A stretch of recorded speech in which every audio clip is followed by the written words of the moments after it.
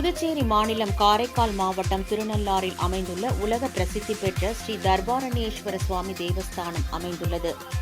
இந்த ஆலயத்தில் அனுக்கிரக மூர்த்தியாக தனி சன்னதியில் வீற்றிருக்கும் ஸ்ரீ சனி பகவானை தரிசனம் செய்ய வாரம் தோறும் சனிக்கிழமைகளில் ஆயிரக்கணக்கான பக்தர்கள் வருகை தருகின்றனர்.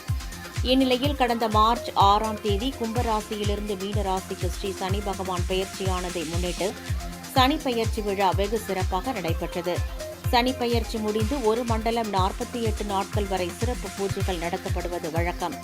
இந்நிலையில் இன்று 3வது சனிக்கிழமையொட்டி தமிழகம், கர்நாடகா, கேரளா, ஆந்திரா உள்ளிட்ட பல்வேறு மாநிலங்களில் இருந்து ஆயிரக்கணக்கான பக்தர்கள் அதிகாலையிலேயே குவிந்தனர். மேலும் தொடர் விடுமுறை என்பதால் பக்தர்கள் கூட்டம் அதிக அளவில் காணப்பட்டது.